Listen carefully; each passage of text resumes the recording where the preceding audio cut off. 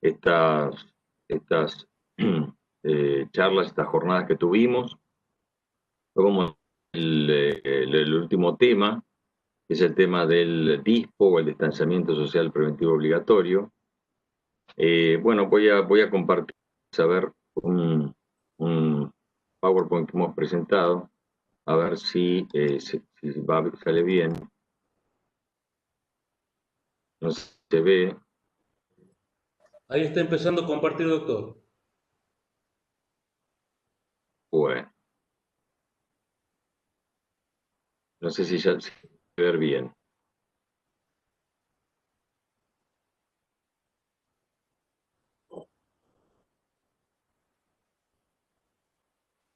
Ahí se ve perfecto, doctor. Faltaría que lo ponga en presentación y nada más. Perfecto, sí, sí, estoy en eso.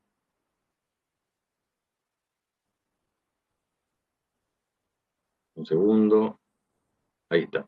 Bueno, lo que vamos a hablar hoy entonces habíamos quedado en en la última charla, tratar este tema, que tiene una sola reunión, es el distanciamiento preventivo y obligatorio, también llamado DISPO vulgarmente.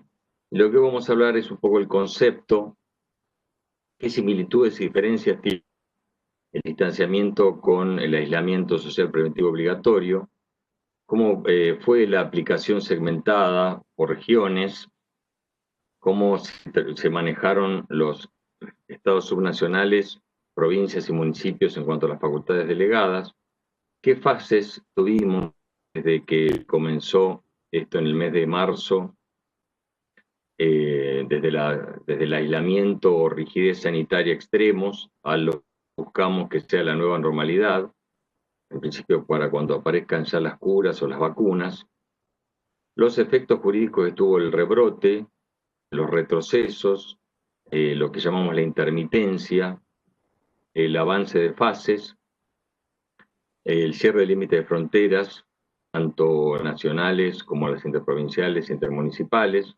prohibiciones a la circulación de personas, bienes, servicios vinculados con las actividades esenciales, las flexibilizadas y las autorizadas. Bueno, les recuerdo que esto lo hemos visto, el aislamiento social comenzó por el decreto de necesidad de urgencia 297 de este año. Este decreto, ya sabemos que sentó el aislamiento estricto y fue prorrogado sucesivamente por distintas normativas, similares características, como el 325, el 355, 408, 459, 493, 520, 566.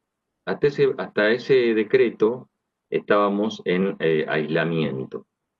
El 18 de julio de este año, el decreto 605, y pese a que en la idea de las personas esto ocurrió recién en el último decreto, el que está marcado en rojo, que ocurrió su publicación en el boletín oficial fue el 7 de noviembre.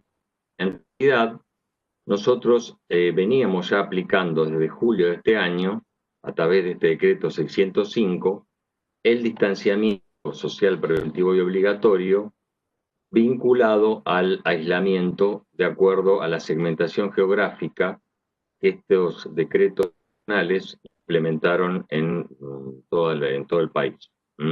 Este decreto 605 fue posteriormente prorrogado hasta el 29 de noviembre de este año por los decretos 641, 677, 714, 754, 792, 814, hasta el último que ya les mencionaba es el 876.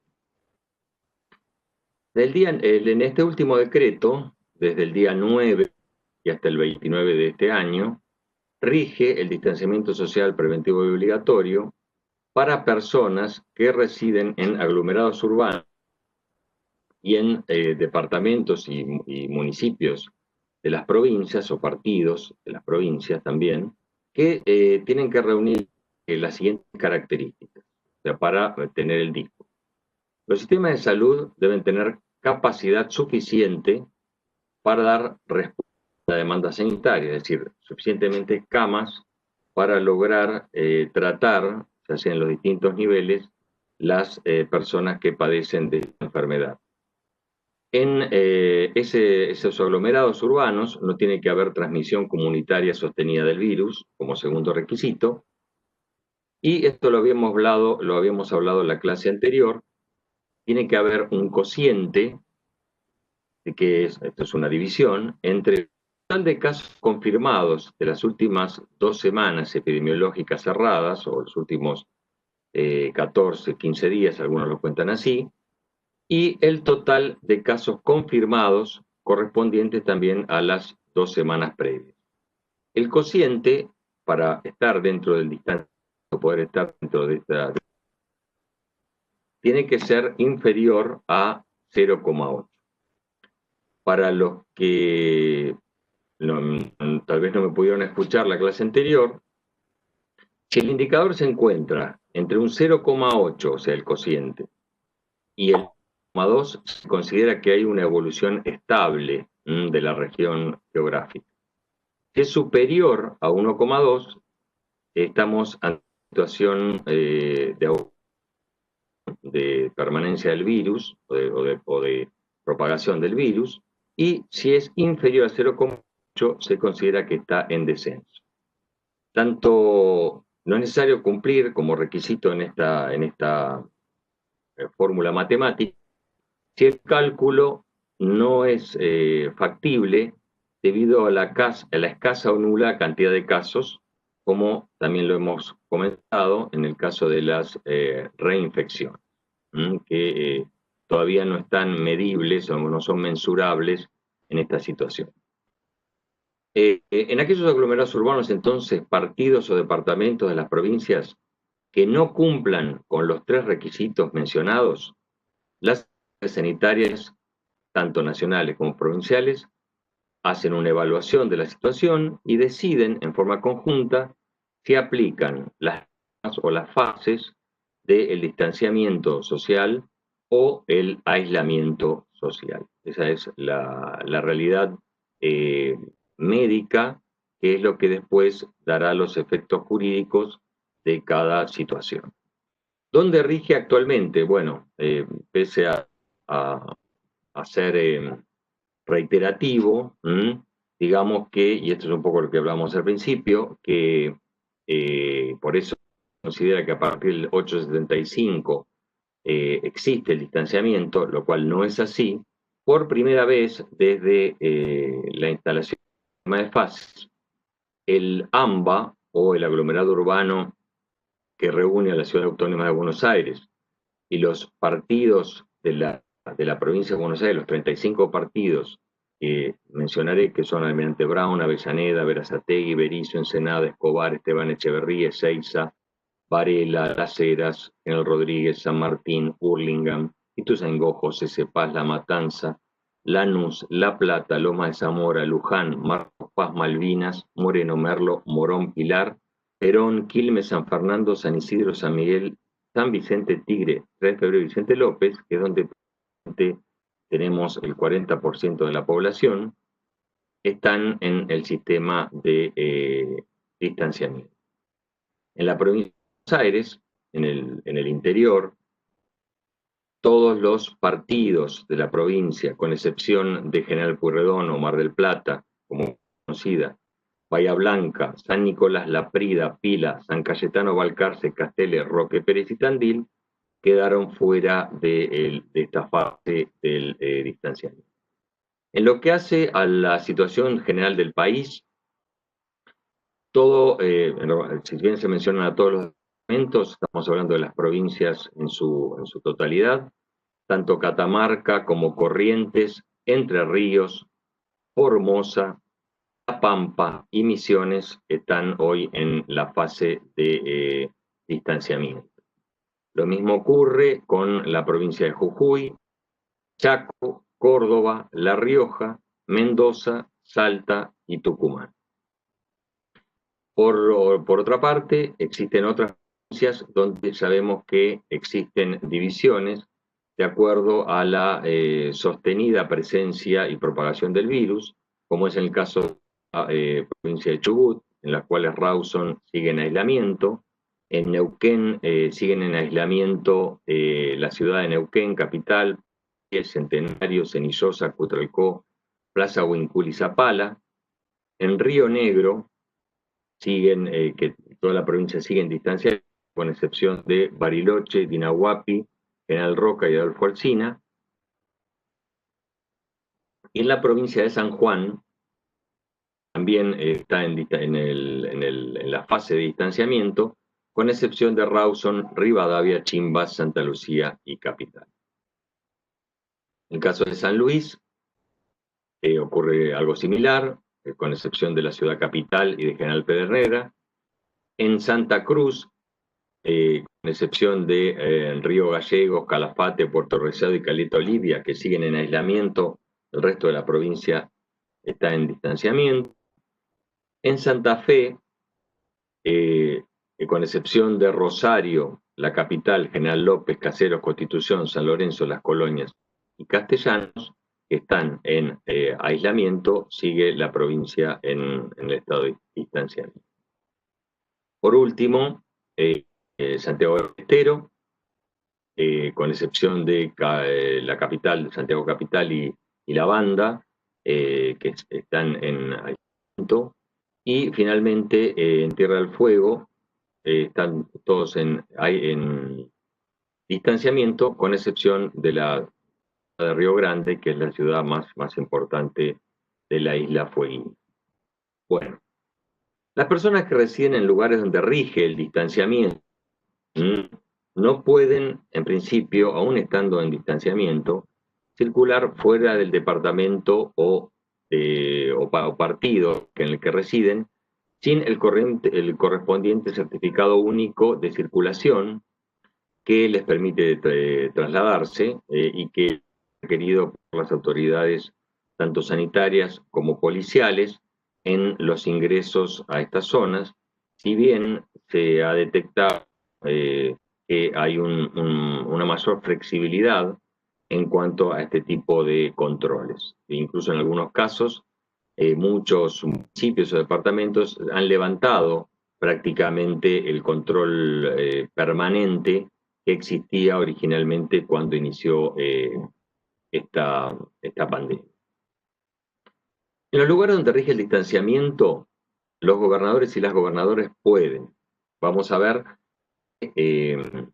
estamos en, les he reiterado, de intermitencia o de idas y vueltas.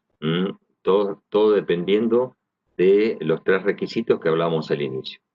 Los gobernadores y las gobernadoras pueden disponer del aislamiento preventivo de personas que ingresen a sus provincias, previa intervención de la autoridad sanitaria, y el aislamiento generalmente dura un máximo de 14 días, aunque en la práctica, incluso en el funcionamiento de la aplicación Cuidar, que es la que regula también los certificados habilitantes, se ha verificado que el promedio es de 10 días, de duración, pese a que la norma dice otra cosa. También los gobernadores pueden limitar la circulación por horarios o zonas específicas, zonas geográficas, para evitar situaciones que favorecen esta propagación del virus. En cuanto a las actividades económicas, en los lugares donde rige el distanciamiento, solo pueden realizarse las actividades económicas, industriales, comerciales o de servicios que necesariamente tengan un protocolo de funcionamiento que debe estar aprobado por la autoridad sanitaria provincial o de la Ciudad Autónoma de Buenos Aires. Estos protocolos, que son, digamos, estrictas normas sanitarias de cómo deben desarrollarse cada una de las actividades, tienen que incluir las recomendaciones e instrucciones de la Autoridad Sanitaria Nacional como requisito previo o como mínimo requisito de aplicación, y limitarse en el uso de superficies cerradas hasta un máximo del 50% de la capacidad. en las zonas o ámbitos cerrados, este es el porcentual de limitación, e incluso hay una recomendación de que en la medida de las posibilidades las actividades se realicen al aire libre. No obstante, el jefe de gabinete de ministros de la Nación, aquí vemos un poco la norma unitaria o centralizada, puede modificar esta restricción según la situación epidemiológica y sanitaria de cada lugar. Las autoridades provinciales y de la Ciudad Autónoma de Buenos Aires pueden reglamentar, es decir, la norma nacional, mediante días, horas o agregar requisitos para la realización de estas actividades.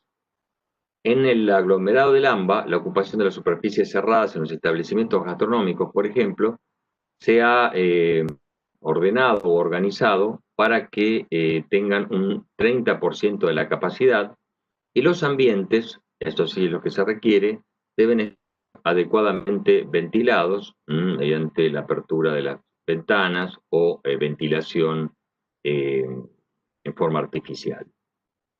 En cuanto a los ámbitos de trabajo, se prohíbe la reunión de personas en momentos de descanso, en la hora de almuerzo, por ejemplo, en momentos de esparcimiento, realización de comidas o cualquier otro tipo de actividad que realicen en espacios cerrados, sin el cumplimiento de la distancia social que se estima en unos 2 metros entre cada uno de los concurrentes y, por supuesto, esta vez cuando no hay ventilación adecuada en el ambiente. Se le impone a los empleadores el deber de adecuar turnos de descanso, o sea, hacerlos en etapas, en turnos, y también esos espacios y los controles para que se cumpla esta prohibición deben estar a cargo del control de los empleadores. Normalmente los empleadores tienen recomendaciones de sus propias ARTs o de los sindicatos que muchas veces también colaboran en este tipo de actividades. En cuanto a las actividades deportivas, artísticas y sociales, en los lugares donde rige el DISPO, se pueden hacer actividades deportivas, artísticas, con determinados requisitos. Se deben cumplir con las reglas de conducta del distanciamiento, las que ya hablamos, no reunir más de 10 personas cuando esto se reúne en lugares cerrados, también guardando la distancia, obviamente, entre las personas, y limitar la ocupación de espacios en lugares cerrados, sean salas de reuniones, oficinas, el comedor de la empresa, vestuarios, etcétera, a una persona cada 2 metros en el espacio circulable.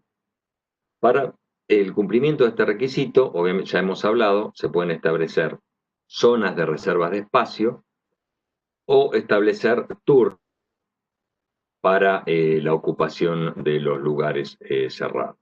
Vamos a ver igualmente que muchas veces esto es una regla general, pero de acuerdo a la zona geográfica o al régimen de segmentación geográfica que ocurre tanto en el aislamiento como en el distanciamiento, estos requisitos a veces son morigerados o son más estrictos en algunos casos.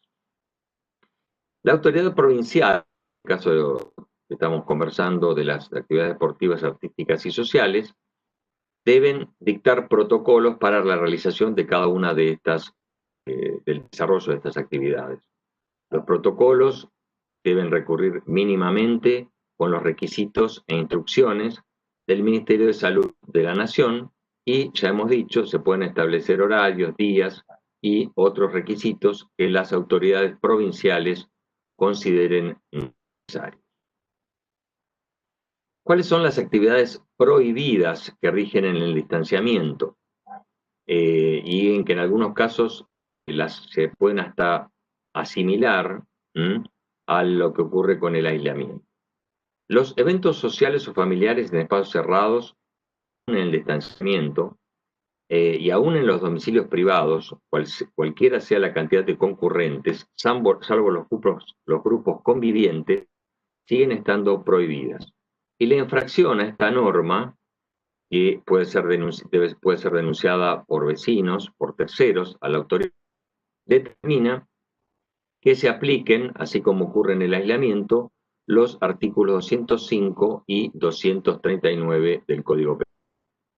También están prohibidos los eventos en espacios públicos o privados, sociales, culturales, recreativos, religiosos, de cualquier otro tipo, a más de 10 personas.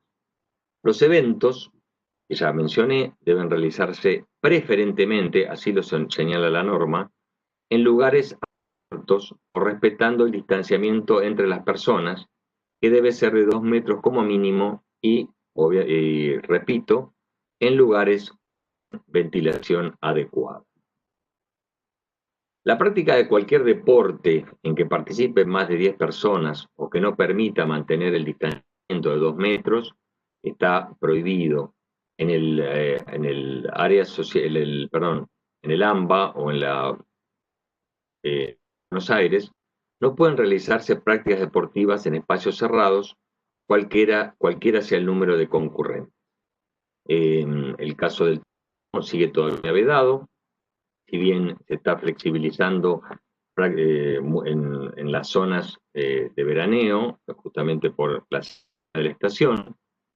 El dictado de clases presenciales en todos los niveles sigue prohibido, si bien ya vamos a ver que se han habilitado algunas actividades, digamos, de clases, pero fundamentalmente para impartir académicamente las mismas, sino para realizar tareas recreativas por turnos, preferentemente los turnos que están por egresar, los turnos mayores, y también para la resocialización del alumnado que ha pasado todo este año en un estado de aislamiento.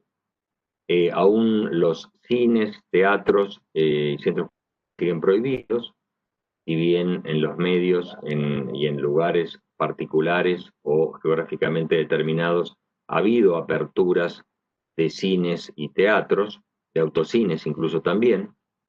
Y en cuanto al transporte de pasajero interurbano, pese al distanciamiento, el transporte interjurisdiccional e internacional sigue vedado, salvo para los casos que expresamente autoriza la normativa nacional. En el en el ámbito de la Ciudad de Buenos Aires y el conurbano, el servicio de transporte público solo es utilizado por las actividades, servicios y situaciones consideradas esenciales, y en todos los casos deben circularse con el certificado único habilitante.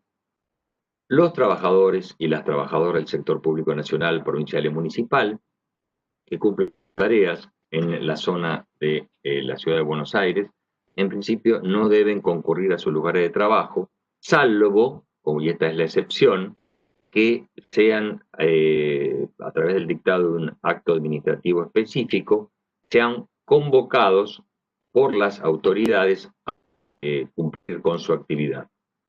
En lo posible deben realizar sus tareas donde cumplen el aislamiento o distanciamiento, las indicaciones de las autoridades jerárquicas, tanto de nación, provincia y municipio.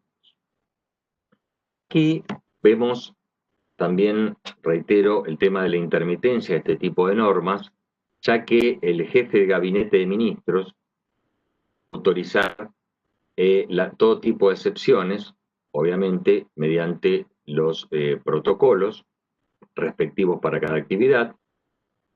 Los gobernadores y el jefe de gobierno de la Ciudad de Buenos Aires pueden solicitar estas excepciones.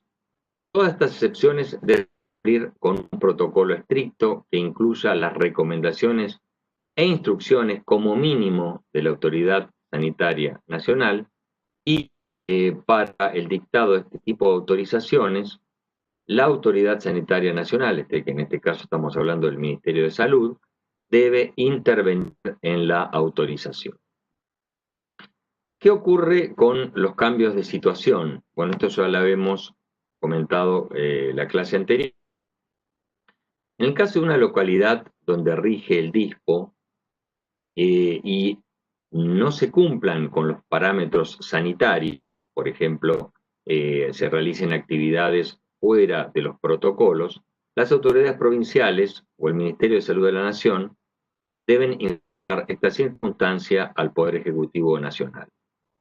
El Poder Ejecutivo Nacional está facultado a través del último de urgencia, el 875, para disponer que en ese lugar se aplique, en vez del distanciamiento, las fases que refieren al aislamiento social hasta el día 29 de noviembre, por lo menos si no hay una prórroga de este decreto de necesidad y urgencia. Si una localidad donde rige el aislamiento comenzara de pronto con los parámetros sanitarios, se notara también una merma y cumplimiento de los requisitos que hablábamos al principio, la autoridad provincial, incluso en ciudades, segmentando geográficamente el territorio, puede solicitar al jefe de gabinete del ministro de la Nación que disponga el pase al distanciamiento social preventivo y obligatorio. El jefe de gabinete de ministros, como lo hemos mencionado en la disposición anterior, decidirá previa intervención de la autoridad sanitaria nacional. El jefe de gabinete puede dejar las excepciones al distanciamiento cuando se detecte una alarma epidemiológica o sanitaria, es decir, un brote inesperado del virus, previa intervención, ya está dicho esto, del Ministerio de Salud de la Nación. Un tema que ha generado dudas entre muchos, y esto un poco por también la redacción de la norma, es qué ocurre con las personas que están en estado de riesgo. Bien, en los lugares donde rige el distanciamiento, las personas tampoco deben asistir a sus lugares de trabajo. No deben asistir los trabajadores mayores de 60 años, las trabajadoras embarazadas y los trabajadores de grupos de riesgo que están aún por resolución del Ministerio de Salud de la Nación. Los trabajadores del sector privado, mayores de 60 años, las embarazadas, los grupos de riesgo que mencionaba, o que, llegado el cambio en el futuro, se establezcan, están exceptuados de prestar tareas durante el distanciamiento. La norma estrictamente no lo dice así, la norma solamente habla del aislamiento, pero incluso ha habido por parte en esta situación una aclaración por parte del jefe de Estado en que esto se mantenía aún en el distanciamiento, si bien no se ha aclarado en la normativa nacional, en que sigue hablando que esta prohibición es solamente para el aislamiento. Estas personas recibirán una compensación no remunerativa equivalente a la remuneración habitual, neta de aportes y contribuciones. Los trabajadores y los empleadores deberán continuar efectuando la remuneración imponible, los aportes personales y las contribuciones patronales, tanto a obra social como a los sistemas previsionales de cada lugar. Bueno, reiteramos, para los que no nos escucharon antes, las personas de riesgo son las que tienen enfermedades respiratorias, enfermedades pulmonares, enfermedad pulmonar obstructiva crónica, también denominada EPOC, enfisemas congénitos, displasia pulmonar, bronquiectasis, fibrosis quística, asma moderado o severo, enfermedades cardíacas, insuficiencias cardíacas de cualquier genérico esto, enfermedades coronarias, valvulopatías, cardiopatías congénitas. También las inmunodeficiencias, todas, y los diabéticos o personas con insuficiencia renal crónica en diálisis o con expectativas de ingresar a diálisis en los próximos 6 meses. En caso de infracción al cumplimiento del distanciamiento, se procederá de inmediato a hacer cesar la conducta infractora, se dará intervención en la autoridad policial o judicial competente en el marco, y esto ya es reiterado desde el DNU 297, por la tipificación de los artículos 205 y concordantes del Código Penal. El Ministerio de Seguridad debe disponer la detención de los vehículos que circulan en infracción y retenerlos preventivamente por el tiempo que sea necesario para evitar el desplazamiento indebido de las personas y la propagación del virus.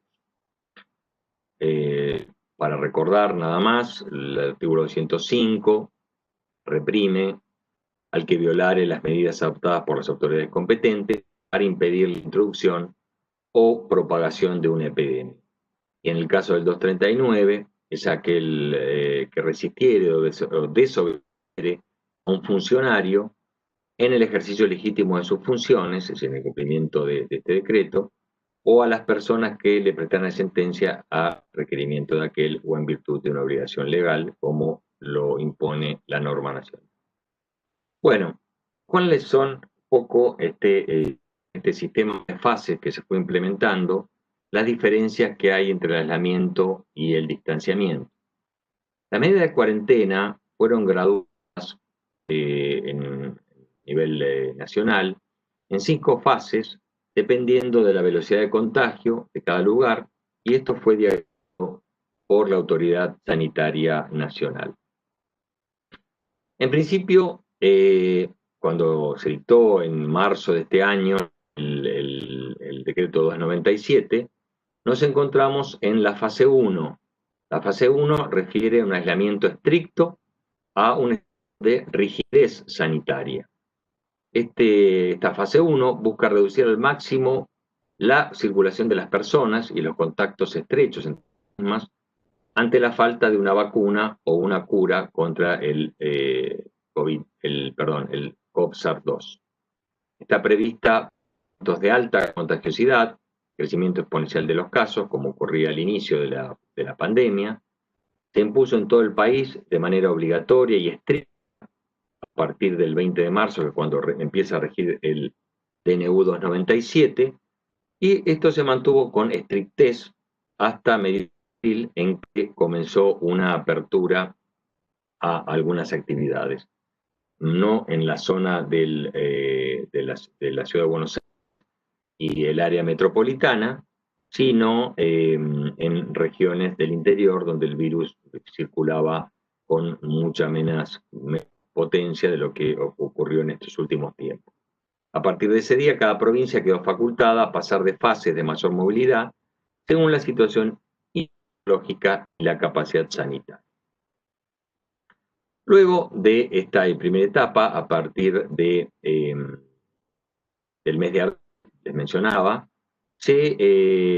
nos introdujimos a una segunda fase o fase 2, denominada de ASPO administrado, donde busca reducir razonablemente la circulación de las personas y los contactos estrechos entre las mismas. Ya se permitieron incluso salidas programadas al exterior, pero aún ante la falta de una vacuna contra el virus, se mantiene el estado de aislamiento. La fase 2, que mantiene este aislamiento, amplía solo actividades al aire libre y exceptúa algunas funciones de la obligación de permanecer en el domicilio. Finalmente, en la denominada fase 3, que es una fase un poco más relajada que la anterior, se segmentó, llamada también de segmentación geográfica. Si bien mantuvo aislamiento, se contempló la posibilidad de segmentar geográficamente la situación sanitaria con el fin de establecer que departamentos, municipios o ciudades de provincias que pudieran funcionar bajo una fase distinta, en este caso esta, aún dentro de una misma jurisdicción, pudieran ver flexibilizadas las actividades. Se amplió la cobertura del transporte público, se permitieron nuevas actividades comerciales, si bien con restricciones, y recreacionales, todas sujetas a los protocolos. Bueno, finalmente, y es un poco donde estamos ahora, a partir del decreto 605 de julio de este año, se comenzó a implementar la fase 4, donde se produjo ya una reapertura progresiva, y esta fase es la que puso para julio el fin al aislamiento y dio inicio a una situación intermedia que se llamó DISPO o distanciamiento, que tuvo como fin permitir que las personas salieran de sus hogares sin generar agrupamientos que puedan originar un rebrote. Sigue prohibida la concurrencia a los establecimientos educativos, espectáculos públicos, lugares de esparcimiento a puertas cerradas, restaurantes, cines, teatros, y se establece una protección especial aún a las personas vulnerables al COVID-19. Y esto, vamos a la tendencia de la fase 5. La fase 5 sería la fase de nueva normalidad, y es un futuro posible en un interrogante que tenemos, pues todavía no lo tenemos. La fase 5 o nueva normalidad pretende ser una segunda fase más flexibilizada del distanciamiento. En cuanto a las fechas probables, bueno, eso es futurología jurídica, y en principio entendemos que esto ocurrirá cuando se encuentre una vacuna eficaz o una cura definitiva contra el COVID-19. Esta fase buscaría abrir el máximo a las actividades sociales, pero evitando nuevas situaciones de contacto con el fin de que no se produzca un nuevo brote. Como ejemplo, tendríamos lo que está ocurriendo hoy, por ejemplo, en Japón, donde bajo una regla que la llaman Sanmitsu, están volviendo a la actividad normal o la nueva normalidad, evitando lugares con poca ventilación, evitando lugares donde haya multitudes, evitando lugares cerrados donde la gente hable en voz alta. Los eventos deportivos, por ejemplo, están permitidos, pero la gente no puede elevar su voz. Y en muchos bares y restaurantes nipones se pide a los clientes hablar en voz baja o escuchar música en lugar de conversar. Pero ellos están en esa fase quinta que estamos aspirando, aún sin tener todavía el tema de la vacuna que hablaba. Bueno, si bien cada provincia que ingresó al distanciamiento durante el año adoptó propios criterios y tiempos, en esta fase hemos advertido en toda la República que se permiten las siguientes actividades. Bueno, se han flexibilizado reuniones sociales en domicilios privados. El Poder Nacional había decretado, ya lo hemos mencionado, que esto está prohibido, que se pueden efectuar encuentros sociales, pero al aire libre.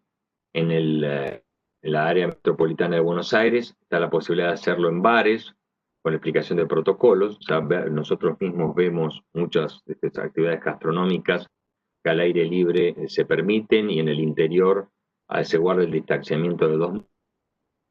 Y generalmente los gobernadores y las gobernadoras tendieron a habilitar en la etapa de distanciamiento reuniones sociales en domicilios particulares para días específicos, fines de semana, por ejemplo, con un permiso que nunca supera las 10 personas y en principio debería ser el grupo conviviente.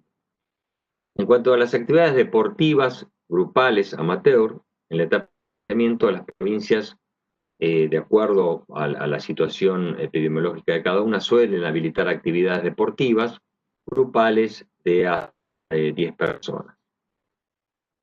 En cuanto a las clases presenciales, si bien las clases, les he dicho anteriormente que están prohibidas, el Poder Ejecutivo habilitó la vuelta a clases de forma presencial en universidades, en algunas universidades, con protocolos y con un permiso de usar el transporte público para estudiantes y docentes, que el propio permiso de circulación aclara que son personas que están dedicadas a la docencia o son estudiantes.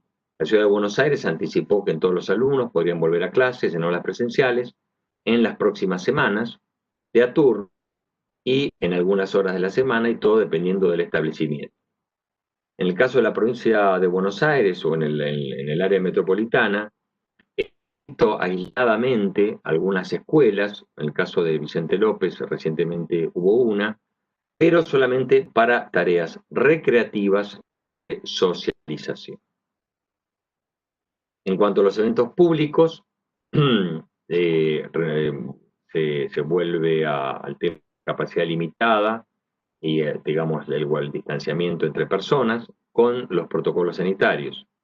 La Ciudad de Buenos Aires ya aprobó protocolos de para asistir a espectáculos al aire libre, como por ejemplo recitales, en los distritos del interior de la provincia de Buenos Aires, que sí están con distanciamiento, está avanzada y de a poco esto va ocurriendo, la vuelta de eventos públicos privados, entre ellos en algunos casos, no todos, sino todo en forma muy aislada, muy propia de cada lugar, muy concreta, situaciones muy específicas, en algunos salones de fiestas, siempre con protocolos aprobados. O sea, vemos en este tipo de normas que hay una gran disimilitud.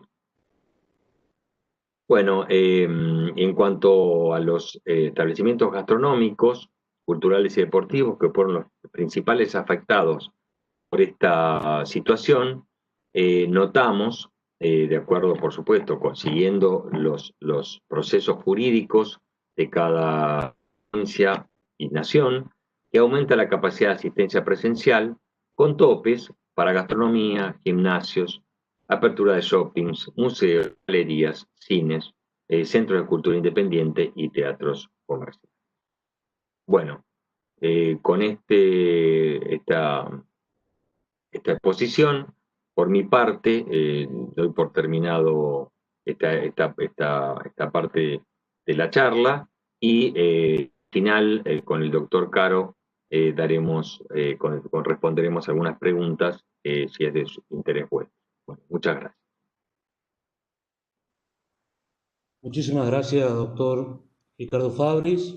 Continuamos ahora con la exposición en esta última jornada de derechos humanos y cuarentena en la República Argentina, emergencia sanitaria, efectos jurídicos, con el video que les voy a compartir a continuación del doctor Fabián Caro, quien se encuentra presente en sala, pero por cuestiones de conectividad hemos decidido realizar un video para que se les sea más fácil a todos los cursantes poder prestar atención a su conferencia.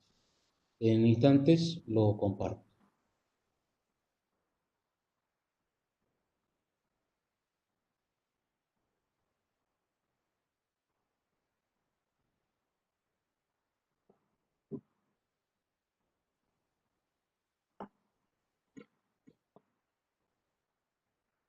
Buenas tardes, buenas noches. Bueno, vamos a dar comienzo al último segmento de nuestro curso de efectos jurídicos de la emergencia sanitaria.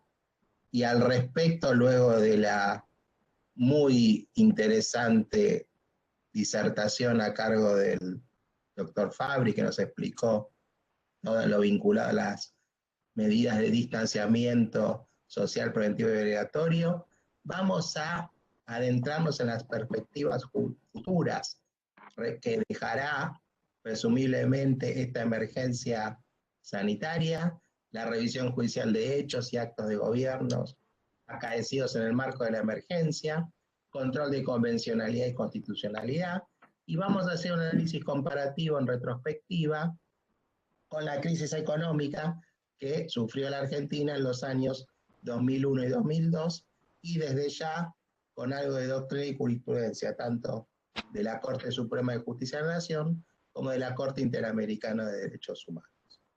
A manera introductoria, podemos afirmar, y como hemos visto en los anteriores encuentros, la pandemia por COVID-19 y sus graves consecuencias para la salud de los habitantes suscitaron en el plano internacional y nacional medidas estatales extraordinarias para contener el flagelo y reducir sus alcances. En la Argentina, particularmente, la pandemia determinó una situación de emergencia de salud pública, desarrollándose la actividad del Estado desde el Poder Ejecutivo Nacional mediante decretos de necesidad y urgencia que manifestaron y reglamentaron el tema del aislamiento social preventivo obligatorio y las correspondientes de distanciamiento, y al que la población denominó coloquialmente cuarentena. Los decretos de necesidad y urgencia conllevaron medidas restrictivas de libertades, derechos y garantías fundamentales de la ciudadanía, como la circulación, el trabajo, la economía, la educación, e impactó además en las acciones privadas de las personas, pues se restringieron encuentros familiares y sociales.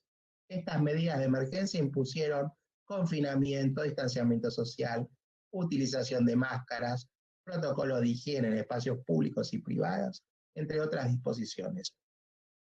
Los ejes de las libertades en ámbitos privados y públicos quedaron impactados profundamente, y la alteración de las reglas constitucionales en orden a la libertad de las personas y según el diseño liberal de nuestra Constitución Nacional de 1853, mantenidas en las sucesivas reformas constitucionales, determinó limitaciones inéditas en un régimen democrático.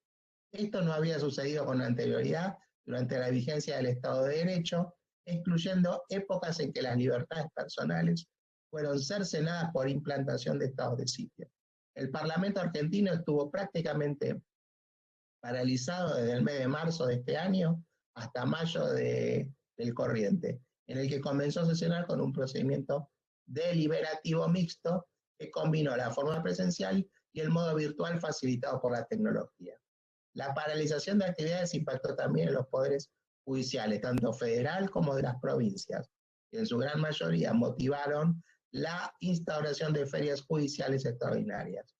En el ámbito nacional, la feria extraordinaria se dispuso a partir de la acordada 6 del 2020 de la Corte Suprema y fue prorrogada en forma sucesiva hasta que fue concluida por la acordada 20 de este año. La actividad de superintendencia comprendió la instrumentación de diversas herramientas tecnológicas para el dictado de sentencias y resoluciones. No obstante, el receso judicial extraordinario fue dictado por el alto tribunal a través de resoluciones de suma importancia en aspectos concernientes a control de constitucionalidad, acciones declarativas y requisitos de la causa judicial, confluyendo a sustentar principales criterios. Sin perjuicio de ello y acostumbrados como estamos los argentinos a las emergencias de toda índole, esta vez nos enfrentamos a una nueva provocada por la epidemia del COVID-19. Y aunque los 10 emergencias anteriores, declarados por ley durante nuestra historia, hablarían de cierta expertise para encarar los problemas jurídicos derivados de la actual, el carácter totalmente inédito de la emergencia sanitaria que transitamos nos coloca ante un panorama incierto en la que no resultan de todo trasladables los criterios que se han utilizado en otras situaciones extraordinarias que no se parecen a la actual. Como el virus, los efectos disruptivos de la situación sanitaria y el quiebre de la actividad económica debido a los confinamientos y tal, como lo hemos analizado en nuestros anteriores encuentros, esto ya está generando conflictos de todo tenor que convocan la intervención de los operadores jurídicos. El problema es que la situación que estamos viviendo es tan excepcional e insólita que es difícil encontrar algún pronunciamiento judicial que dé cuenta de modo concreto de las problemáticas derivadas de esta crisis y que pueda brindar alguna base segura sobre la cual apoyarse. Ercolano, Avico, Peralta, Tobar, Smith y Massa son célebres precedentes de la Corte Suprema de Justicia de la Nación vinculados con situaciones de emergencia que predican qué características deben presentar las decisiones gubernamentales que las declaran para superar el test de constitucionalidad.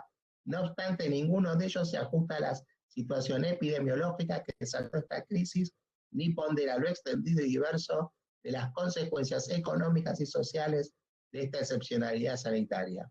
En ese orden de ideas y a los fines de posar nuestra mirada en la revisión judicial de hechos y actos de gobierno acaecidos en el marco de la emergencia sanitaria, resulta insoslayable adentrarnos en el concepto y principios vinculados a la responsabilidad del Estado, por cuanto la pandemia expone con total claridad la existencia de la doble vertiente que aquella presenta.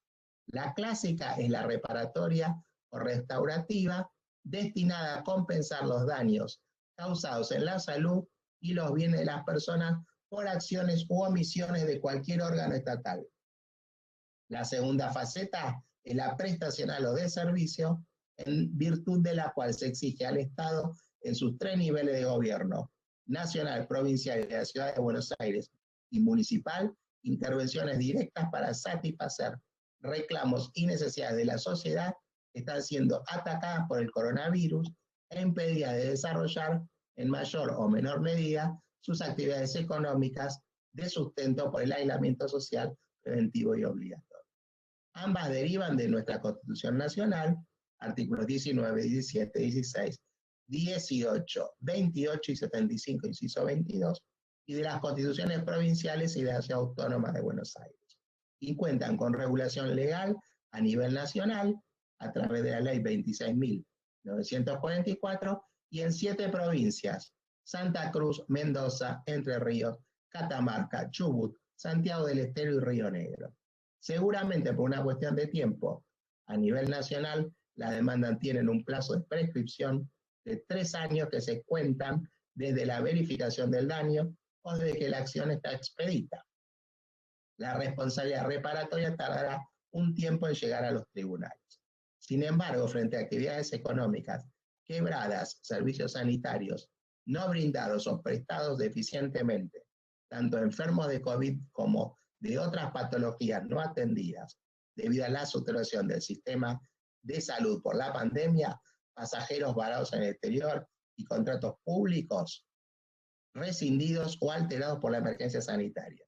No cuesta imaginar un escenario de alta litigiosidad en la que se demandará al Estado en términos de su responsabilidad lícita como irregular, por acciones y omisiones, tanto en el campo extracontractual como en el contractual, al menos si no se adoptan a tiempo medidas idóneas tendientes a evitar la concreción o el agravamiento de los daños que hoy pueden presentarse con relación a estos enfermos en particular.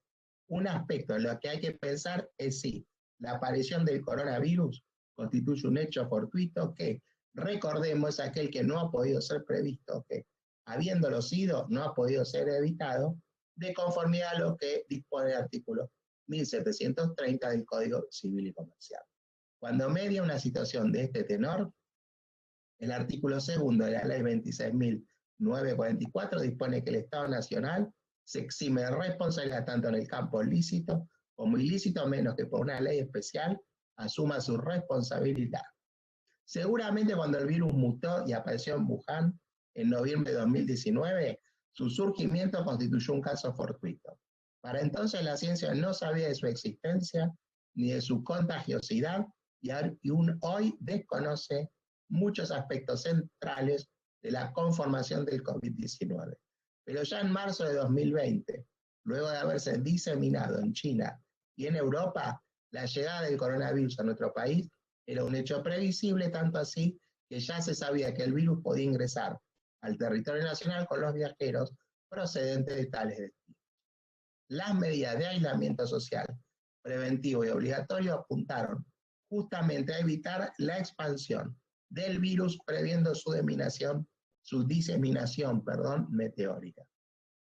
Más previsible todavía es 5 meses después o 10 meses después, depende del momento en que nos paremos en el eje del tiempo, ya que al desatarse la pandemia se generaron para el Estado Nacional, pero también para los locales y municipales, en el marco de nuestra organización de gobierno federal, deberes de actuación muy concretos, tanto en materia de prevención como de ataque del estado de cosas creado por la pandemia. En ese contexto no puede postularse genéricamente el caso fortuito como eximente cuando los estados han asumido mandatos concretos a los fines de la gestión de la crisis sanitaria. En este despliegue de acciones y políticas públicas adoptados ad hoc, los órganos estatales pueden dañar tanto al intervenir activamente como al omitir hacerlo. Todo este universo de gestión constituye una materia sujeta a verificación y control judicial, aunque los jueces no juzgan la oportunidad, mérito o conveniencia de las medidas de gobierno, y menos aún en el marco de una emergencia, tal como lo resuelto en los fallos Peralta o Tobar, si se pronuncian sobre la razonabilidad de las medidas adoptadas sobre los eventuales efectos de su extensión. Lo que era razonable en marzo puede haberse dejado de serlo en julio o en los días que corren, y pueden ordenar el pago de compensaciones si juzgan que las acciones implementadas carecen de razonabilidad y son ilegítimas, tal como se resolvió en Smith. Frente a actuaciones irregulares y omisiones estatales, el desafío judicial pasará por la ponderación de un estándar específico de falta de servicio aplicado al manejo de la situación sanitaria y económica, tanto en relación con la comunidad en general como con los pacientes en particular. El estándar de Mosca, que obliga a ponderar la idoneidad y razonabilidad de los medios empleados frente a la situación puntual que requería de intervención estatal, será determinante en esta tarea judicial y evaluativa. Incluso más, descartada la ilegitimidad de las medidas de gobierno adoptadas en el contexto de esta crisis, todavía quedaría por descifrar la procedencia de alguna responsabilidad estatal en el campo de su comportamiento regular. En efecto, desde hace décadas se acepta jurisprudencialmente como en Laplacet, Los Pinos, Cantón o Tejedurías Magallanes, y a partir de la ley de responsabilidad del Estado, que también contempla de forma legal que éste compense los daños causados por medidas o acciones que, aun siendo legítimas, por ejemplo, por haberse adoptado en mira de lograr un objetivo de bien común, como sería evitar la diseminación de la pandemia, terminan generando un sacrificio especial y diferente en personas singulares que no tienen el deber de soportar el perjuicio sufrido. Comerciantes quebrados, ciudadanos argentinos que estuvieran en el exterior como varados, etc. Pero esta responsabilidad estatal sin culpa surge siempre que el afectado no tenga el deber jurídico de tolerar el daño, conforme al artículo 3 de dicha ley. Este aspecto es crucial, pues, tratándose de daños derivados de la responsabilidad lícita del Estado, la jurisprudencia no brinda ninguna referencia vinculada a medidas generales que alcanzan a toda la población y que han sido adoptadas para mitigar una emergencia. Más bien, por el contrario, parecería inclinarse por la inexistencia de cualquier tipo de indemnización en casos de medidas generales, como en establecimientos gratis, que es un buen ejemplo al respecto.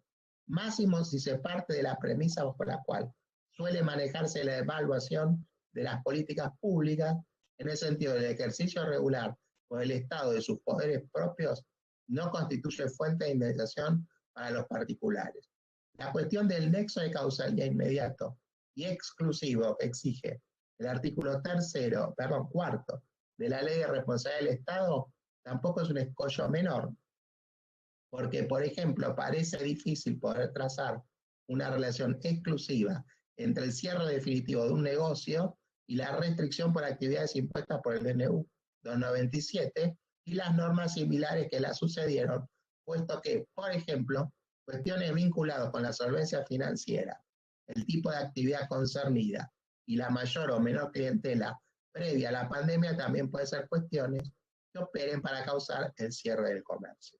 El factor tiempo tampoco puede pasarse por alto, porque ante las sucesivas prórrogas de las medidas de aislamiento social que han llevado a que nuestro país tenga una de las cuarentenas más largas, las restricciones que puedan ser razonables en un principio y que, por ende, debían ser soportadas sin compensación, pudieron dejar de serlo algunos meses después.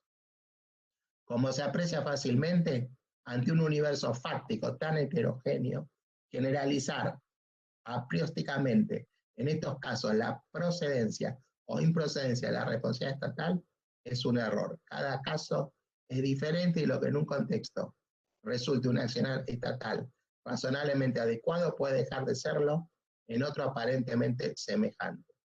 Por dar un ejemplo, las restricciones a la libertad de circulación de todos los argentinos dispuestas por el DNU 297 y sus prórrogas no necesariamente es parangonable al confinamiento de los habitantes de un barrio en situación de vulnerabilidad en el conurbano, que puede haber estado vallado durante días. Lo mismo con respecto al cierre de comercio. Basta comparar las actividades no esenciales de proximidad con otras igualmente próximas, pero cerradas durante más de tantos meses, típicamente como por ejemplo las peluquerías. Como enseña el profesor Gordillo, los hechos siempre son los determinantes en un caso jurídico y la prueba con la que puede contarse y producirse es fundamental para sustentar y acreditar la existencia de una afectación diferenciada.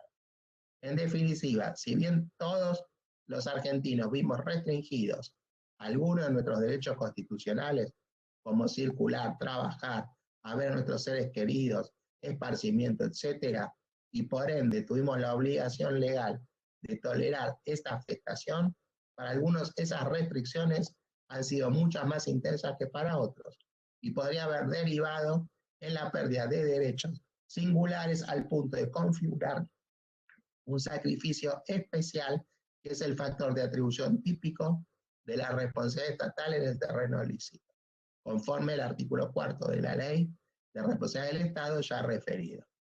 La segunda faceta de la responsabilidad estatal, la prestacional, es la que los ciudadanos demandamos hoy. Se verifican las acciones concretas ejecutadas en materia sanitaria, testeos, controles, derivaciones, inspecciones, y el amplio espectro de medidas tendientes a paliar las consecuencias de la pandemia en diversos sectores económicos y sociales.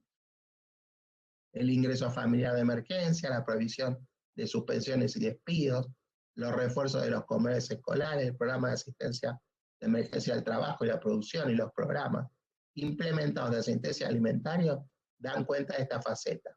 Cuanto más exitosas sean estas acciones y menor sea el nivel de abstención estatal en temas que exigen respuestas rápidas y eficientes, como en geriátricos, poblaciones hacinadas o con falta de servicios esenciales, albergues para personas en situación de calle, asistencia alimentaria, etc., menos espacio habrá para la expansión de la responsabilidad restaurativa, porque y una y otra son caras de la misma moneda y funcionan de modo sincrónico.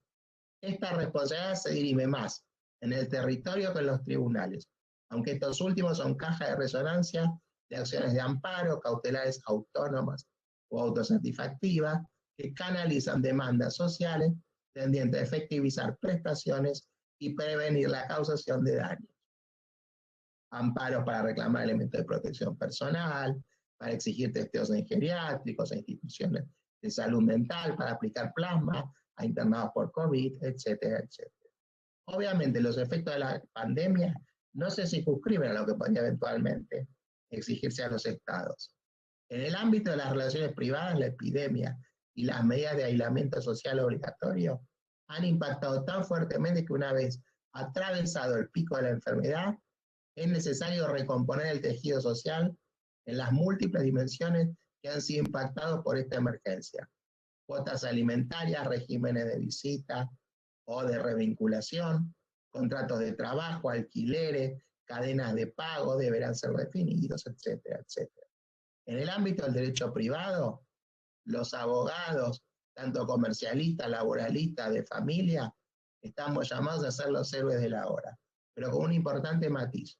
El abogado litigante debe dejar lugar al abogado mediador y conciliador, a lo cual habrá que echar mano a los métodos alternativos de resolución de conflictos.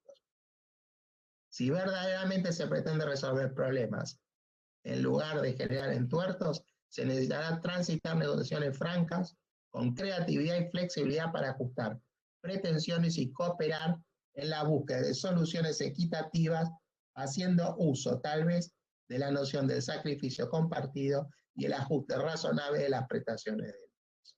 De lo contrario, si se transita por los caminos tradicionales de la controversia cerrada, se corre el riesgo de terminar abarrotando los tribunales y creando situaciones de colapso, como ya se experimentó en la época del corralito y tal como repasaremos en otros segmentos de esta charla.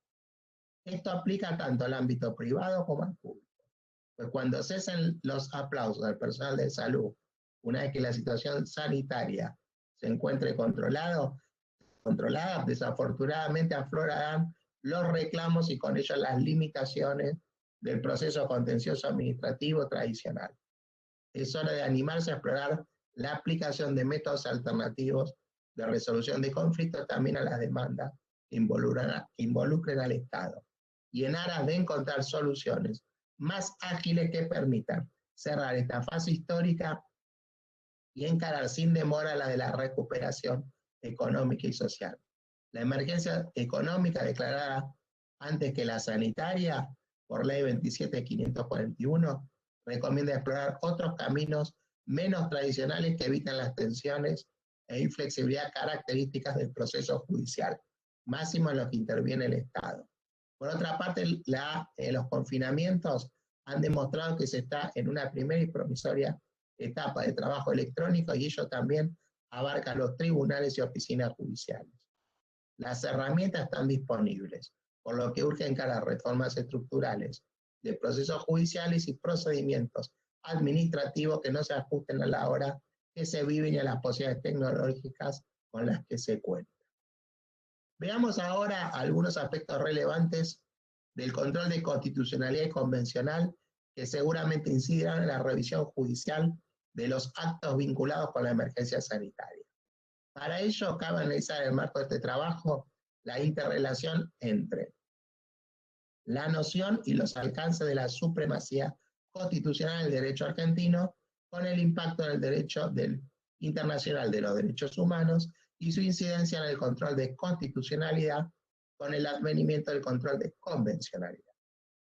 Como fruto de esta interrelación de normas internacionales sobre derechos humanos en el sistema de fuente local, se viene instalando desde hace tiempo en la doctrina y la jurisprudencia el debate en torno al control de convencionalidad y su influencia sobre el control de constitucionalidad. El primero entendido como el control de compatibilidad entre el texto de una norma nacional, provincial o local, su interpretación o un acto u omisión de una autoridad pública o de particulares, por un lado, y con relación al texto de un tratado internacional y o la interpretación judicial o consultiva de ese texto realizado por una autoridad internacional competente para ello. Mientras que el segundo lo sea en relación con la Constitución como norma suprema en un Estado y las demás normas inferiores. El debate incluye en el caso puntual de la Convención Americana de Derechos Humanos el interrogante en torno a quién realiza tal control, pues si bien es inicialmente concebida en manos de los jueces, se ha extendido a todos los poderes de un Estado parte del sistema interamericano, mientras que el control de constitucionalidad en el marco del derecho argentino es patrimonio exclusivo del Poder Judicial, no solamente federal, sino también estadual, respondiendo al modelo judicial difuso que procede en principio en una causa judicial a pedido de parte con efectos limitados al caso concreto, aunque varios de dichos límites se han ido desdibujando de la mano de la jurisprudencia de la misma Corte. Se buscan en esta charla, por lo menos, aportar reflexiones sobre dichos controles y a partir de los principales pronunciamientos de la Corte Suprema de Justicia de la Nación y la Corte Interamericana de Derechos Humanos, y de allí extraer puntos de encuentro entre ambos que contribuyan a la mejor protección y defensa de los derechos fundamentales. No es pretensión de la presente realizar un estudio profundizado de la temática referida, lo cual es analizado con altos estándares de nivel académico por parte de los brillantes juristas que integran nuestra red a través de diversos cursos y publicaciones. Simplemente haremos un repaso de sus principales lineamientos con el humilde objetivo de contextualizarlo en el marco de los efectos jurídicos generados por la pandemia del COVID-19. Veamos. El abordaje que se propone se enmarca dentro de los denominados procesos constitucionales, ocupado sustancialmente de tutelar el principio de supremacía constitucional y de proteger los derechos fundamentales. Este control de constitucionalidad se caracteriza en el derecho argentino y en buena medida por la construcción jurisprudencial de la siguiente forma, que puede resumirse de la siguiente manera. En cuanto al órgano que lo ejerce, es jurisdiccional y difuso. Vale decir que todos y cada uno de los jueces tienen la facultad y el deber de velar por la supremacía de la ley fundamental, principalmente de la Corte Suprema, en su carácter de intérprete final de la Constitución Nacional. En cuanto a las vías procesales, en principio se debe ejercer por vía de excepción, pero se fue admitiendo paulatinamente la vía de acción. La Corte Suprema comenzó admitiendo una acción directa de inconstitucionalidad a partir de la década del 80, siempre y cuando existiera un derecho o interés tutelable y no una mera cuestión abstracta. En tal sentido, los casos Constantino Lorenzo con Nación Argentina, Provincia de Santiago del Estero con Nación Argentina, Gomer con Provincia de Córdoba y Fábrica de Calderas con Provincia de Santa Fe, entre otros, marcaron ese camino. En cuanto a los efectos, es en principio interpartes, pero el mismo tribunal, en algunos casos, lo ha extendido más allá de las partes intervinientes en la causa, como en los casos Alavi Ernesto de 2009 y Rizzo Jorge de 2013. En cuanto a los sujetos que pueden provocarlo, a petición de parte ha sido la regla que la Corte Suprema ha ido ampliando hacia el control de oficio. En efecto, en el periodo entre los años 41 y 84 estuvo marcada por la jurisprudencia del caso Ganadera Los Lagos, que impuso rígidamente la exigencia del pedido de parte para habilitar el ejercicio de control, pero sosteniendo un criterio dual. Como regla general, el control no podía ser ejercido por los jueces de oficio, salvo cuando se trataba de ejercerlo para mantener su independencia como poder o cuando fuera necesario preservar la identidad del poder judicial. A partir de 1984 y con las licencias de Fait y Belucio, en el caso Juzgado de Instrucción Militar 50 de Rosario, comienza a perfilarse una distinción entre declaración abstracta y de oficio de la inconstitucionalidad, admitiendo el control de oficio en estas disidencias. Luego esa tendencia minoritaria que propiciaba el control de constitucionalidad de oficio dejó de ser tal en los casos Pereira con Provincia de Corrientes de 2001, ya que en el 6 de los jueces que se pronunciaron a favor de aquel. 4 de ellos, Fay, Belucio, Bogiano y Vázquez, lo hicieron sin condicionamiento alguno. Y los dos restantes, López y Bosser, exigieron que no se hubiera dado un caso de violación de la defensa en juicio, pero con una exigencia mínima a este respecto. El debate de la cuestión en la instancia extraordinaria federal. Por su parte, los jueces Nazareno, Moliné y Petracci continuaron enrolados en la tesis de Ganadera Los Lagos.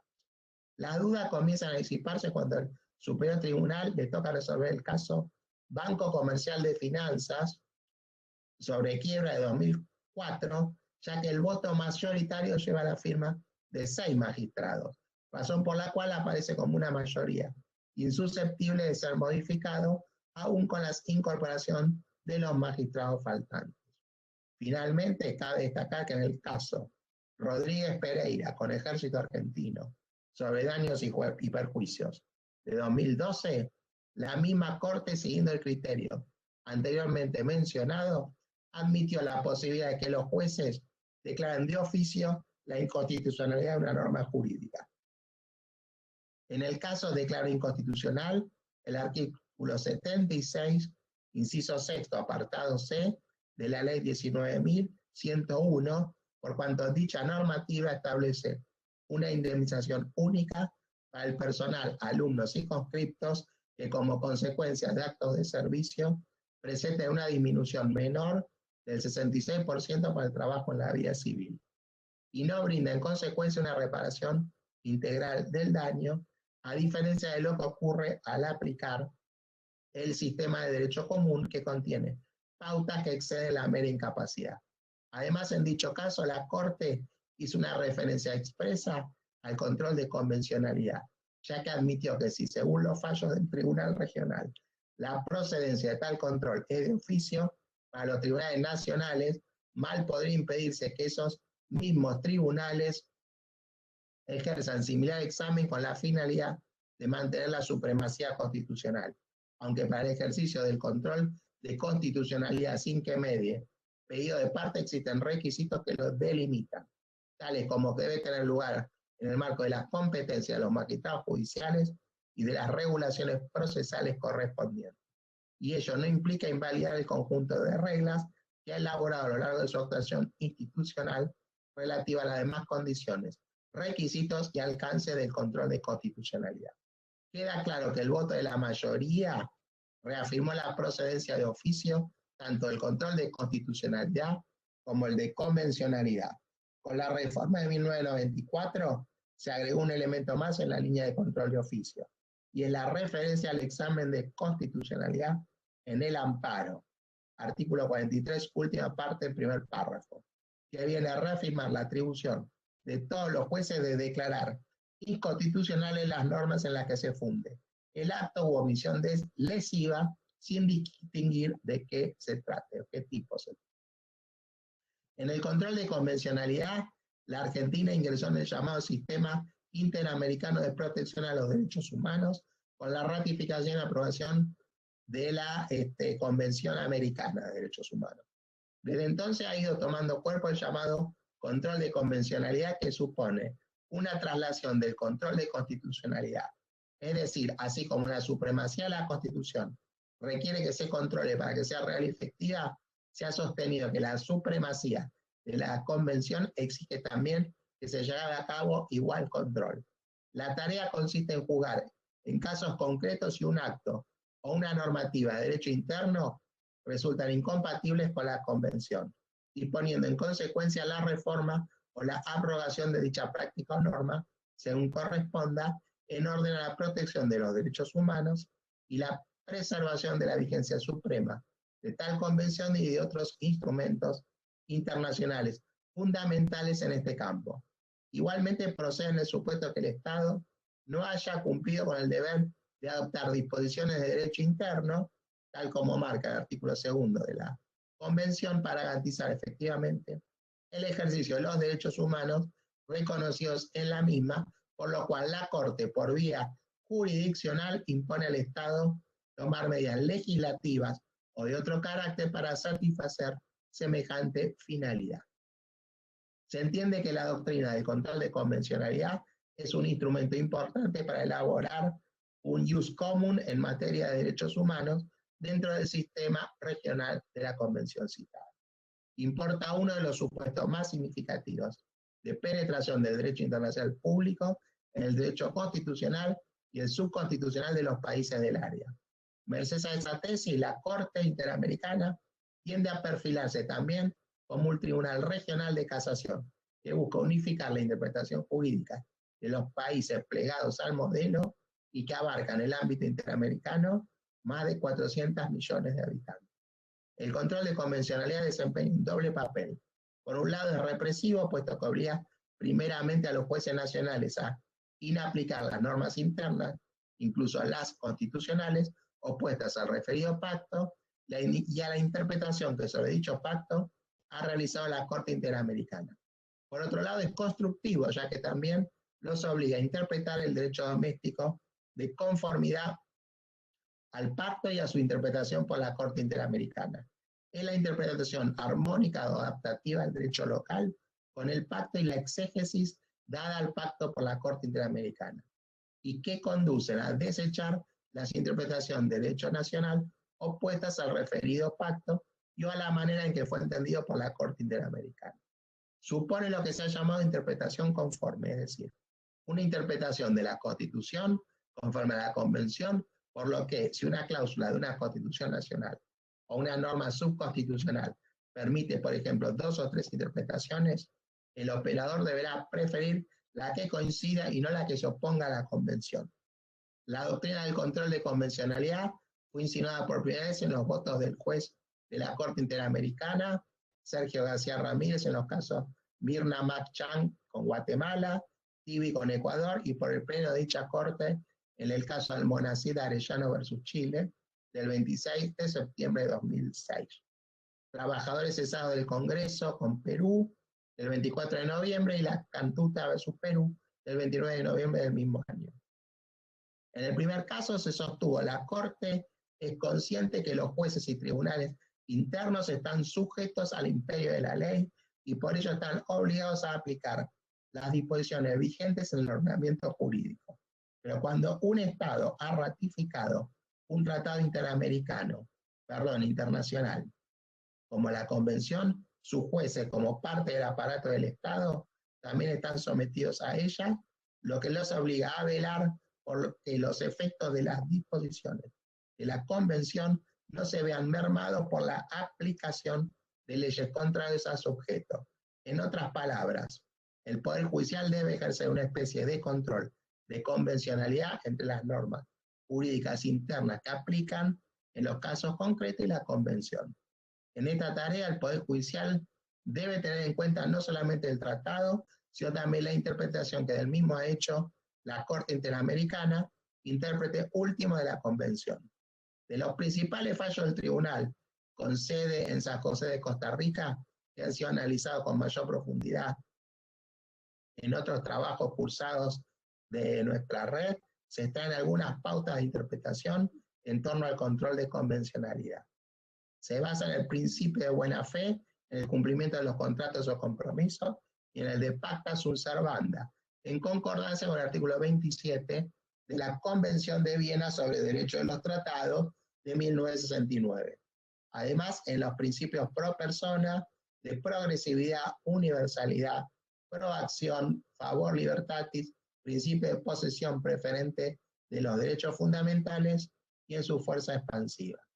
Los jueces nacionales deben cuidar que las disposiciones de la Convención no se vean mermadas por la aplicación de leyes internas que resulten contrarios al sujeto y el fin. En principio aparecen obligados los jueces, pero también se extiende a todas las autoridades públicas, como se esbozó en el caso Hellman, y tratándose de una organización federal, se involucra necesariamente a los estados partes. El control de convencionalidad no es solamente respecto al texto expreso de la Convención, sino que incluye la interpretación que de ella ha realizado la Corte Interamericana. Supone un examen de compatibilidad entre las normas de derecho interno y las disposiciones de la Convención más los precedentes interamericanos.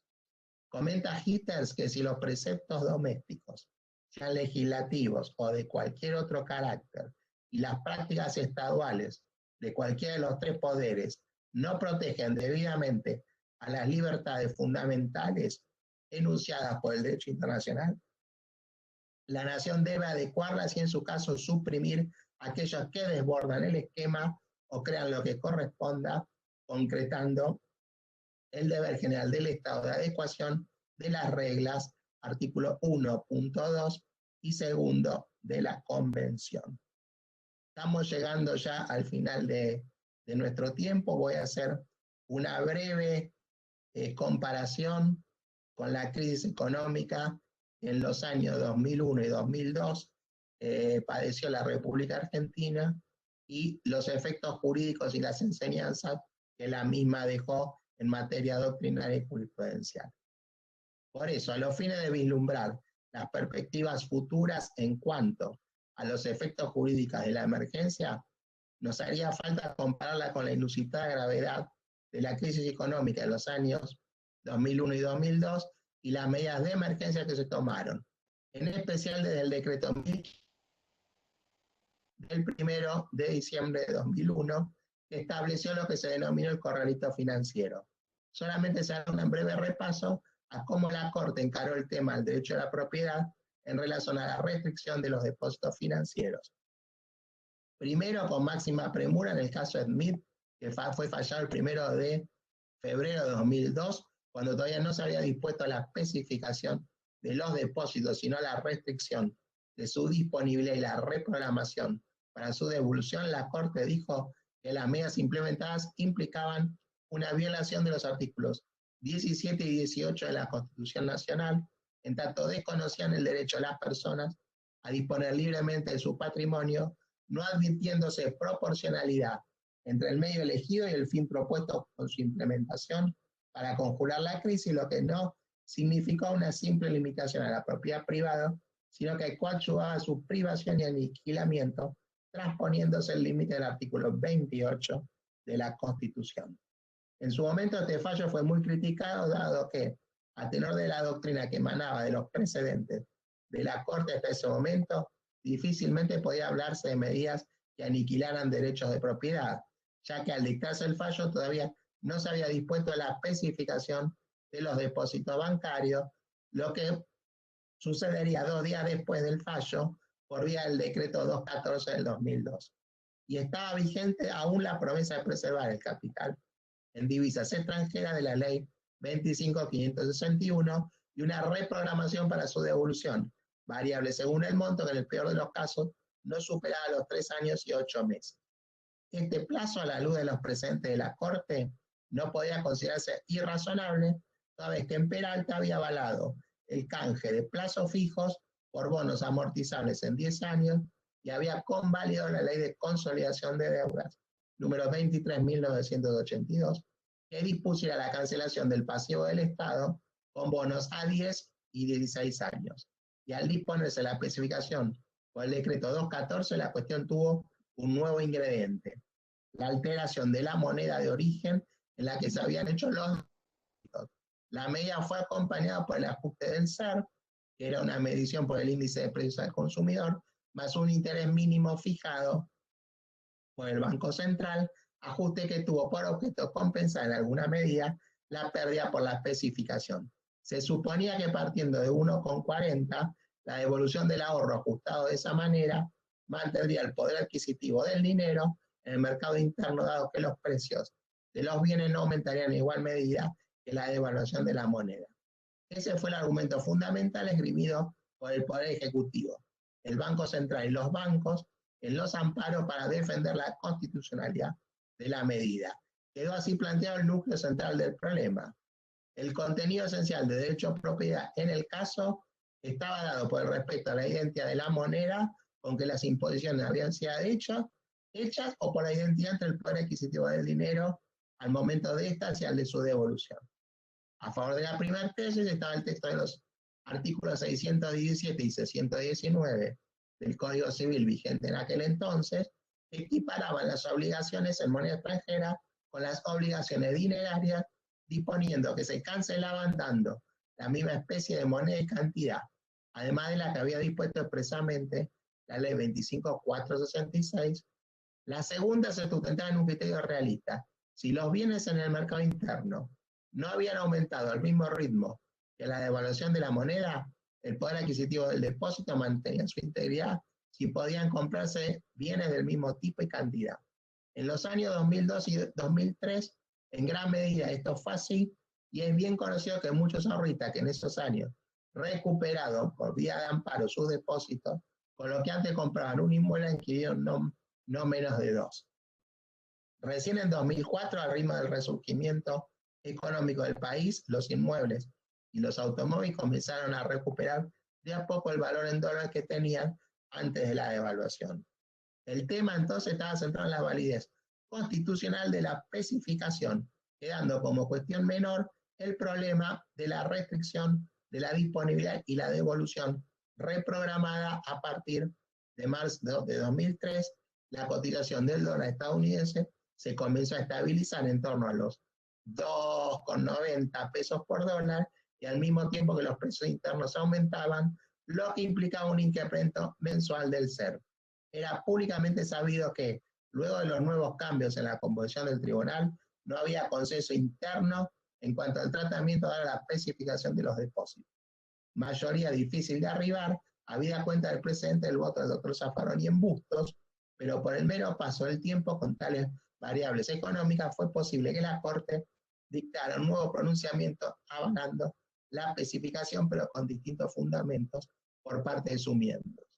Principalmente en el fallo Massa Juan Agustín con Poder Ejecutivo, dictado el 27 de diciembre de 2006, el tribunal hizo especial hincapié en que el largo tiempo transcurrido desde el inicio del grave problema debatido hacía necesario que diera una respuesta institucional para poner fin a los litigios, en aras de la cual se había privilegiado el consenso por encima de las opiniones personales de cada uno de sus miembros, con el fin de lograr la paz social. En ese camino dijo que debía atenderse a la situación existente al momento de decidir y verificarse si, por aplicación de la normativa de emergencia, se arribaba a un menoscabo del derecho de propiedad. Sobre tales premisas, incurriendo en lo que se ha denominado una sentencia modulatoria y aditiva, la Corte efectuó 2 agregados a dicha normativa: la extensión del SER más allá de los plazos de la reprogramación originaria para los casos de depósitos con amparo sin resolución, y el incremento del interés compensatorio fijado por el Banco Central del 4% anual, no capitalizable desde la restricción a la disponibilidad del depósito de su vencimiento si fuera posterior. De esta manera, la Corte concluyó que, aplicando tales mecanismos al capital especificado a 1,40 pesos, el resultado no arrojaba lesión al derecho de propiedad. En efecto, la cuenta alcanzaba la cotización del dólar en el mercado libre de cambio en ese momento. A ello se limitaron las coincidencias de todos los votos, ya que los fundamentos de uno y otros fueron totalmente disímiles. Pero la Corte vino a decir, adecuando su pronunciamiento a la doctrina tradicional, que con las adiciones dispuestas no se vulneraba el contenido esencial o la sustancial derecho de propiedad en la medida que el ahorrista recuperaba la totalidad de su capital. En relación a los intereses durante la privación de la disponibilidad de los ahorros, dijo que el cálculo no podía superar el capital en dólares, dado que el actor no había apelado a la sentencia de Cámara que había limitado a tal suma la devolución. Es decir, no hubo una negativa expresa de los mismos. Bueno, con esto damos por terminado nuestro curso de efectos jurídicos de la emergencia sanitaria y vamos a quedar a disposición para las preguntas que nos puedan formular. Muchas gracias.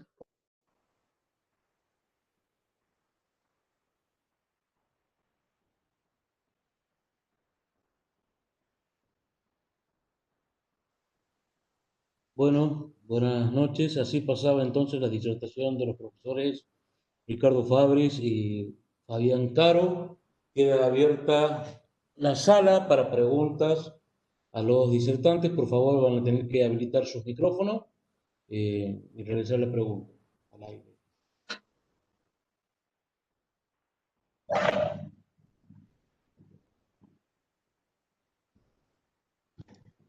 Hay una pregunta en el chat de Ángel José Rosa que pregunta si las restricciones afectaron la integridad de las personas, por ejemplo, afectando su psiquis, y si existe responsabilidad del Estado. Creo que es un tema que lo hemos tocado tangencialmente en la disertación que me tocó en suerte. Tenemos que recordar que en la jurisprudencia de manera histórica, como habíamos dicho, en la Placet y Tejedurías Magallanes estableció un principio que luego fue plasmado en la Ley de Responsabilidad del Estado, en la que se contempla de forma legal que el Estado compense los daños causados por medidas o acciones que, aun siendo legítimas, terminan generando un sacrificio especial y diferente en personas singulares que no tienen el deber de soportar ese perjuicio. Esta responsabilidad estatal, sin culpa, surge siempre que el afectado no tenga el deber jurídico de tolerar el daño, como decíamos, en base al artículo 3 de la Ley de Responsabilidad del Estado.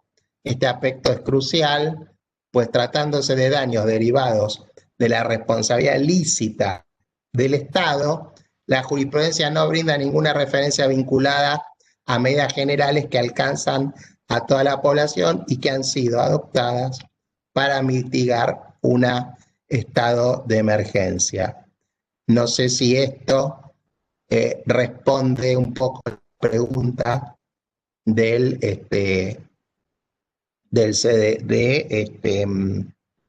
señor que de Ángel, sí, perdón.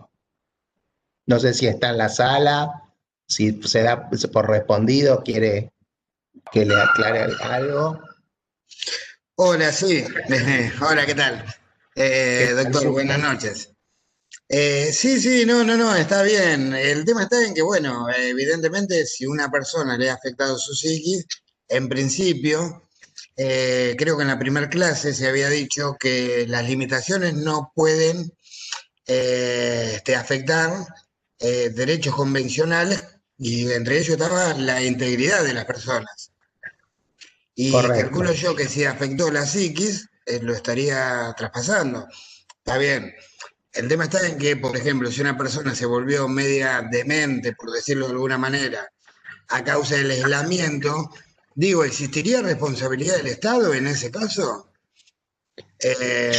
Yo no lo veo en principio porque es, como te decía, es una cuestión general. Yo creo que va a ser una cuestión materia de prueba, donde la pericia psicológica va a ser dirimente respecto a si el daño psicológico se ocasionó con motivo de la pandemia o ya había un estado preexistente, el cual precipitó la situación. Obviamente no soy psicólogo, pero me parece que son los típicos juicios o causas cuya suerte terminan dirimiéndose en una prueba pericial y la complementaria. Es cierto que hay una colisión de derechos que, bueno, como te decía, no encontré jurisprudencia respecto a cuestiones con estado general, como es el tema de la pandemia. Estamos todos en esto haciendo camino al andar, por lo cual seguramente la respuesta la encontraremos en unos años, cuando le toque a la Corte tratar una cuestión como la que vos planteás, que seguramente van a ser postuladas ante los tribunales a lo largo y ancho del país, ¿no es cierto? Bueno, muchísimas gracias. Igualmente, perdón, ¿se escucha bien o no? Bárbaro, te escuchamos bárbaro. Sí. Bien. No, es que, o sea, lo que me queda bien en claro es el tema de que tiene que ser causa directa, no puede ser una concausa, o sea, de algo que fuera preexistente. Bien, listo. Muchísimas gracias. Por favor, a tus órdenes.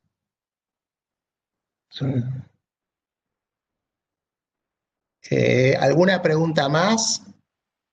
Acá Ismael González nos dice que quiere agradecer la oportunidad de conocer los criterios aplicables en aquel país y tener la oportunidad de compararlos con los que se están tomando en México, lo que me permite tener una visión más amplia sobre el problema común derivado de la pandemia. Saludos desde Durango, México.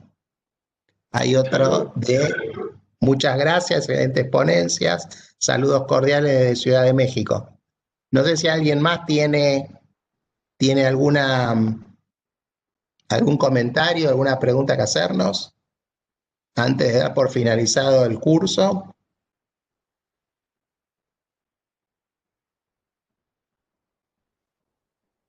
No sé, Álvaro, si vos ves en tu monitor algo que yo no esté viendo.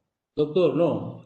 Solamente restaría agradecerle a los ponentes, el doctor Fabián Caro, el doctor Ricardo Fabris, de las 4 jornadas de Derechos Humanos y Cuarentena en la República Argentina, Emergencia Sanitaria, Efectos Jurídicos. Y bueno, y esperamos contar con sus valiosos aportes para futuros eventos, como también la participación de los cursantes que nos han acompañado a lo largo de esto. Y restaría también indicarle que los certificados de asistencia digitales con validación QR van a ser publicados en la página oficial de la red latinoamericana, que es reddhh.org, en la semana del 1 de diciembre. También van certificados para ustedes, ciertamente, ¿no? Bueno, muchas gracias. Agradecerles por todo tu tiempo y en nombre de la red latinoamericana que me toca, ¿no? Bueno, muchas gracias. Para cerrar, quiero agradecer la invitación en la persona del doctor Lugar, en el capítulo argentino, el doctor Lucatelli, y desde ya el soporte técnico que nos ha dado en estas 4 jornadas Álvaro, que sin él no hubiera sido posible, y los principales beneficiarios de este seminario, que son los asistentes. Muchas gracias por estar, muchas gracias por participar y por el interés que han tenido del mismo. De mi parte los saludo y hasta siempre. Por mi parte también gracias a Álvaro, al doctor Lucatelli y al doctor Lugdar, y a disposición para cualquier invitación que nos requieran. La verdad, hago mía las palabras del doctor Caro. Muchísimas gracias a ambos, muchísimas gracias a todos los cursantes. Entonces nos despedimos hasta próximo encuentro, ¿sí? Hasta luego, que tengan muy buena Hasta luego. Pronto. Chao. Chao.